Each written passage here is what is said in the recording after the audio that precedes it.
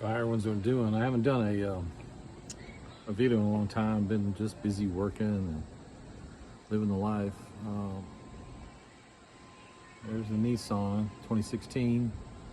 I have 247,000 miles, plus or minus.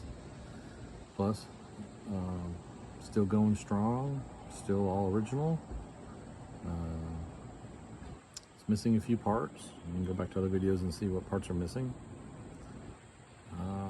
Just running good. I'm getting about 11 miles to the gallon when I'm towing my Mallard camper. 28 foot, about 6,800 pounds, maybe 7 with all my shit in it, clothes and stuff, boots. Bumper pull. I get about 11 miles to the gallon when I'm hauling that. And I only do like 60, maybe 64, I just cruise down the highway. No reason to be in a rush. Only get about 17 ish, in town.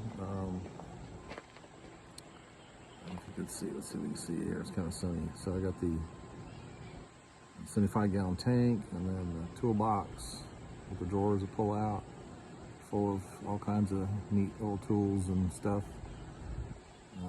Just a road warrior. You got to carry everything with you in case you break down.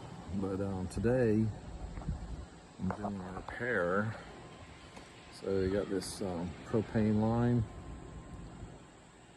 It's a 1/2-inch inner diameter. It runs the whole length of the trailer, underneath the trailer, and comes all the way up to the front, the tongue there where the tanks are. And had some squirrels snack on this one right here and chew the rubber off and create a leak. And so, actually 2, it must have been a him and a her, I don't know. So I put a little epoxy on there to kind of slow the leak down enough where I could, use it my propane and not just let it go to the atmosphere. So today I'm going to replace this 1-foot section. Been thinking about this for a couple of days on how I'm going to do it. So I found this at Ace Hardware. Aluminum pipe, 1/2-inch diameter. Comes in like a 3-foot length. It's like $7. It fits snugly inside the pipe, and then I've got some clamps. And I mean, the propane's 15 psi.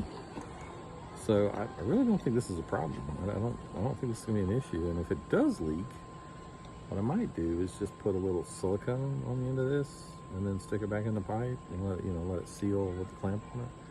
But I seriously, as tight as this will fit in there and with a clamp on it, I don't think 15 psi is an issue. I really don't.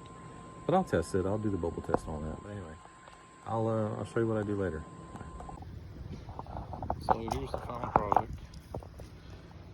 We got the 2 tanks connected, and of course it's got a little gauge on there.